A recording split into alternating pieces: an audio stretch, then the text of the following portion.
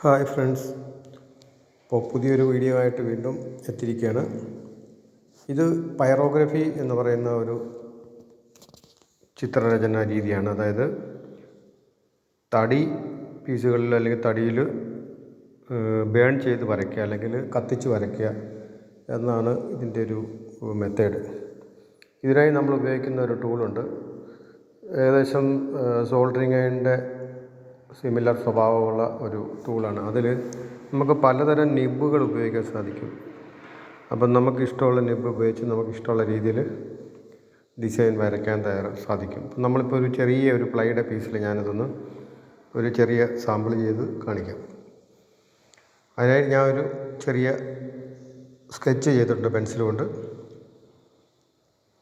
ആ പെൻസിൽ സ്കെച്ചിൻ്റെ പുറത്തൂടെ നമ്മൾ ഈ ടൂൾ ഉപയോഗിച്ച് വരയ്ക്കുക എന്നത് മാത്രമാണ് ചെയ്യേണ്ടത്. ഈ ടൂൾ നമ്മൾ ഓൺ ചെയ്തൊരു 1 മിനിറ്റോളം വെച്ച് കഴിയുമ്പോൾ അത് നന്നായിട്ട് ചൂടാവും. നന്നായിട്ട് ചൂടായി അത് നല്ലതായിട്ട് ഹീറ്റായതിന് ശേഷം വേണം നമ്മളിത് വർക്ക് ചെയ്ത് തുടങ്ങാൻ. അപ്പോൾ നമുക്കിതിന് പല നിബ്ബുകൾ ഉപയോഗിക്കാമെന്ന് ഞാൻ ആദ്യമേ തന്നെ പറഞ്ഞല്ലോ. നമുക്ക് ഏത് ടൂളാണെങ്കിലും നമുക്ക് നിബ്ബ് മാറാവുന്ന സമയം നമ്മൾ സൂക്ഷിച്ച് കൈകാര്യം ചെയ്യണം. കാരണം നല്ല ചൂടായിരിക്കും. കയ്യോ ഒക്കെ മുട്ടിക്കഴിഞ്ഞാൽ കൈ നന്നായിട്ട് പൊള്ളും. അപ്പോൾ വളരെ കെയർഫുള്ളായിട്ട് ചെയ്യേണ്ട ഒരു ജോബാണ് ഇത്. നമുക്ക് നമ്മുടെ വീടിൻ്റെ ഡോറിൽ അല്ലെങ്കിൽ ഡ്രോയറിൽ, അലമാരിയുടെ ഡോറിൽ, അതുപോലെ തന്നെ ഡോർ ഫ്രെയിമിൽ, നമുക്ക് എവിടെ വേണേലും എന്ത് തരം ഡിസൈനും നമുക്കിത് ഉപയോഗിച്ച് വരയ്ക്കാൻ സാധിക്കും. ഇതുകൂടാതെ നമുക്ക് നമ്മുടെ വ്യക്തികളുടെ ഫോട്ടോസ് വരയ്ക്കാൻ സാധിക്കും, അല്ലെങ്കിൽ ആനിമൽസിനെ വരയ്ക്കാൻ സാധിക്കും. ഏത് തരം പിക്ചേഴ്സും നമുക്ക് ഇതുപയോഗിച്ച് വരയ്ക്കാൻ സാധിക്കും. അതിനായി നമ്മൾ എടുക്കുന്ന ഏത് തടിയാണെങ്കിലും അത് നന്നായിട്ട് സാൻഡ് ചെയ്ത് പേപ്പർ പിടിച്ച് നല്ല വൃത്തിയാക്കി, പൊടിയൊന്നുമില്ലാതെ നല്ല സ്മൂത്താക്കി എടുത്ത ശേഷം വേണം നമുക്ക് ഇത് വരയ്ക്കാൻ. അതായത് നമ്മൾ ഒരു തടിയിലേക്ക് അല്ലെങ്കിൽ ഡോർ ഫ്രെയിമിൽ അല്ലെങ്കിൽ ഡോറിൽ എവിടെ ആണെങ്കിലും നമ്മൾ വരയ്ക്കാൻ വേണ്ടിയിട്ട് ആ ഡോറിൻ്റെ എല്ലാ പണികളും തീർന്ന ശേഷം നല്ല ഫിനിഷിങ് സ്മൂത്ത് ആയതിന് ശേഷം വേണം നമ്മളിത് സ്കെച്ച് ചെയ്ത് വരയ്ക്കാൻ. അപ്പോൾ ഇത് വരച്ച ശേഷം വേണം നമുക്ക് ഇതിൻ്റെ പോളിഷിങ് കാര്യങ്ങളൊക്കെ ചെയ്യേണ്ടത്. അപ്പോൾ ആ പോളിഷൂടെ വന്നു കഴിയുമ്പോഴത്തേക്ക് നല്ല കുറേ കൂടെ ഡാർക്കായിട്ട് കിട്ടും. ഓട്ടോമാറ്റിക്കലി നമുക്ക് ഡാർക്കാണ് ഇതിൻ്റെ ഈ സ്കെച്ചിൽ കിട്ടുന്നതെങ്കിലും അത് കുറേ കൂടെ ഡാർക്കായിട്ട് നമുക്ക് കിട്ടും എന്നുള്ളതാണ് അതിൻ്റെ പ്രത്യേകത. നമുക്ക് ഇഷ്ടമുള്ള ഡിസൈൻ വരയ്ക്കാം. നമുക്ക് നമ്മുടെ അതുപോലെ തന്നെ നമുക്ക് എന്തെങ്കിലും വചനങ്ങൾ എഴുതണം, അല്ലെങ്കിൽ ഏതെങ്കിലും ആയത്ത് എഴുതണം, അങ്ങനെ നമുക്ക് എന്തെങ്കിലുമൊക്കെ നമ്മുടെ ഉപനിഷത്തുകളിലുള്ള വാചകങ്ങൾ എഴുതണം. എന്ത് വേണമെങ്കിലും എഴുതാനായാലും വരയ്ക്കാനായാലും ഒക്കെ നമുക്ക് ഈ ടൂൾ ഉപയോഗിച്ച് നമുക്ക് സാധിക്കും. ഇപ്പം നമുക്കൊരു പൂജാമുറി ഉണ്ടെന്ന് കരുതുക. ആ പൂജാമുറിയുടെ ഫ്രെയിമിലൊക്കെ നമുക്ക് കുറച്ച് പടങ്ങളൊക്കെ ചെയ്യണം, കുറച്ച് ഓം വരയ്ക്കണം, അല്ലെങ്കിൽ കുറച്ച് ബെല്ലുകൾ വരയ്ക്കണം, അല്ലെങ്കിൽ നമ്മൾ ഭഗവത്ഗീതയിലെയോ ഭാഗവത്തിലെയോ ഒക്കെ എന്തെങ്കിലും വാക്യങ്ങൾ, വാചകങ്ങൾ ഒക്കെ നമുക്കതിൽ ചേർക്കണമെങ്കിൽ നമുക്ക് എഴുതി ഉണ്ടാക്കാൻ സാധിക്കും. നമ്മുടെ സ്വന്തം കൈപ്പടയിൽ നമുക്ക് ഇത് ഉപയോഗിച്ച് എഴുതിയെടുക്കാൻ സാധിക്കും. അതുപോലെ ഏത് തരവും തടിയിൽ നമുക്ക് ഇപ്പം കിച്ചണിലുള്ള തടിയുടെ നമ്മുടെ ഈ നൈഫ്, അതുപോലെ ചട്ടുകം, തവിയൊക്കെ ഉണ്ടല്ലോ നമ്മൾ ഉപയോഗിക്കുന്നത്, കിച്ചണിലൊക്കെ ഉപയോഗിക്കുന്നത്. അപ്പോൾ അതിലൊക്കെ നമുക്ക് വേണമെങ്കിൽ ഡിസൈൻസൊക്കെ ഇതിൽ ഉപയോഗിച്ച് വരച്ചെടുക്കാൻ സാധിക്കും. അതായത് നമ്മുടെ പിച്ചാത്തിപ്പിടിയെ, നമ്മുടെ വീട്ടിൽ ഉപയോഗിക്കുന്ന തടി കൊണ്ടുള്ള പിച്ചാത്തിയുടെ പിടികളൊക്കെ ഉണ്ടല്ലോ, അതൊക്കെ നമുക്ക് ഭംഗിയായിട്ട് കലാപരമായിട്ട് ചിത്രങ്ങളൊക്കെ വരച്ച് ഭംഗിയാക്കി സൂക്ഷിക്കാനൊക്കെ ഈ ഉപകരണം നമുക്ക് സഹായിക്കും എന്നുള്ളതാണ്. ഇത് വലിയ വിലയുള്ള സാധനമൊന്നുമല്ല, എന്നാലും മോശമല്ലാത്ത വളരെ അധികം കോസ്റ്റ് ഇല്ലാത്ത ഒരു പ്രോഡക്റ്റാണ്. ഇത് നമുക്ക് ഓൺലൈനിലാണ് ഇത് വാങ്ങാൻ കിട്ടുക. ഇത് നമുക്ക് സാധാരണ നോർമലി ഒരു കടയിൽ പോയി കഴിഞ്ഞാൽ ഇത് ലഭിക്കുന്നതല്ല. അപ്പം അതിൻ്റെ കൂടുതൽ ഡീറ്റെയിൽസൊക്കെ ഞാൻ ഇതിൻ്റെ ശേഷം ഞാനൊരു നല്ല വലിയ പടമൊക്കെ ചെയ്തൊരു വീഡിയോ ഇടുന്നുണ്ട്.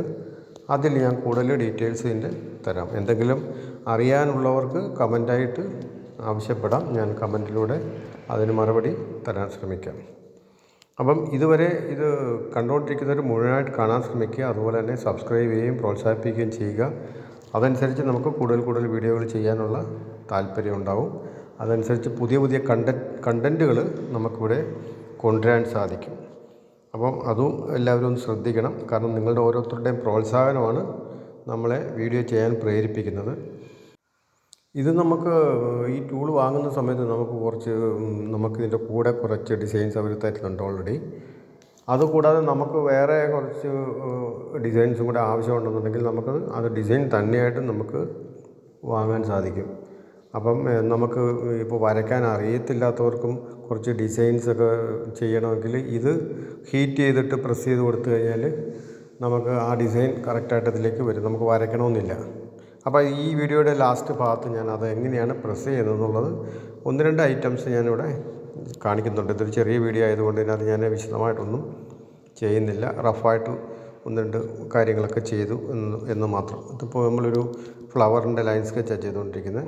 അപ്പം നമ്മൾ ഇതിന് ഷെയ്ഡ് ചെയ്തെടുക്കാൻ പറ്റും. അത് തന്നെയല്ല, നമുക്ക് പല വണ്ണത്തിൽ നമുക്ക് ഈ ലൈൻ വരച്ചെടുക്കാൻ പറ്റും. ഇപ്പം ഞാനൊരു തിൻ ലൈൻസിൻ്റെ നിബ്ബാണ് ഉപയോഗിച്ചുകൊണ്ടിരിക്കുന്നത്. അപ്പോൾ അതുകൊണ്ട് തിന്നായിട്ടുള്ള ലൈൻസാണ് ഇതിനകത്ത് ഇപ്പം നമ്മൾ വരച്ചുകൊണ്ടിരിക്കുന്നത്. അപ്പം നമുക്ക് ഇതിനകത്ത് വണ്ണമുള്ള ലൈൻസ് ഉപയോഗിക്കാം, തിന്നായിട്ടുള്ള ലൈൻസ് ഉപയോഗിക്കാം. നമുക്ക് ഈ അറബിക് ലെറ്റേഴ്സൊക്കെ എഴുതാനായിട്ട് ഉപയോഗിക്കുന്ന ഒരു ടൂളുണ്ട്. അതായത് ഒരു സൈഡ് തിന്നായിരിക്കും, ഒരു സൈഡ് തിക്കായിരിക്കും. അപ്പോൾ അതൊക്കെ ഉപയോഗിച്ച് നമുക്ക് ചെയ്യാൻ സാധിക്കും. അപ്പോൾ ഈ വീഡിയോ കാണുമ്പോൾ നിങ്ങൾക്ക് സ്വാഭാവികമായിട്ടും കുറച്ച് സംശയങ്ങളൊക്കെ എന്തായാലും ഉണ്ടാവും. അപ്പോൾ എന്തു തന്നെ ആയാലും സംശയങ്ങൾ കമൻറ്റിലൂടെ ചോദിക്കാൻ മടിക്കാതിരിക്കുക. കാരണം ഓരോരോ ചോദ്യങ്ങൾക്കും നമുക്ക് ഉത്തരമുണ്ടാവും. ഇതാണ് നമ്മുടെ അതിൻ്റെ ഫൈനൽ രൂപം. വരച്ച് വെച്ചിരിക്കുന്നു. അതിൻ്റെ കൂട്ടത്തിൽ ഇരിക്കുന്ന ആ കാണുന്ന ബ്രാസ് കളർ കാണുന്നതൊക്കെ അതിൻ്റെ ഈ ഞാൻ പറഞ്ഞിരുന്നല്ലോ, അതിൻ്റെ നിബ്ബുകളാണ്, പലതരം നിബ്ബുകളാണ്. അത് നമുക്ക് ഈ ത്രെഡാണ്. അതിങ്ങനെ ഇതിൻ്റെ ടിപ്പിലേക്ക് നമുക്ക് തിരിച്ച് നമുക്കിതിലേക്ക് ഇട്ട ശേഷം അത് ഓൺ ചെയ്യുക. ഓൺ ചെയ്ത് കഴിയുമ്പോഴത്തേക്കത് ചൂടാകും. ചൂടാകാനായിട്ട് ഏകദേശം 1 മിനിറ്റെങ്കിലും വേണ്ടി വരും. അപ്പോൾ ചൂടായ ശേഷമാണ് നമ്മളതിനെ പ്രസ് ചെയ്ത് നമുക്ക് ആവശ്യമുള്ള പ്രതലത്തിൽ ആവശ്യമുള്ള രീതിയിലുള്ള ഡിസൈൻ നമുക്കിതിൽ സെലക്ട് ചെയ്ത് ചെയ്യാൻ സാധിക്കും. അതാണ് അതിൻ്റെ ഒരു ഇത്. ഇപ്പം ഇതാണ് നമ്മൾ ഒരു ഡിസൈനായി ഇപ്പം പ്രസ് ചെയ്യുകയാണ്. അപ്പം അത് നമ്മളിങ്ങനെ ഒന്ന് പ്രസ് ചെയ്ത് പിടിച്ചിട്ട് നമ്മൾ അത് എടുത്തു കഴിഞ്ഞാൽ നമുക്കത് ആ ഡിസൈൻ അവിടെ ഒന്നായിട്ട് കാണാം. അപ്പം കാണുന്നുണ്ടെന്ന് കരുതുന്നു. അപ്പം ഞാനത് സൂം ചെയ്യുന്ന കാര്യം വിട്ടുപോയി.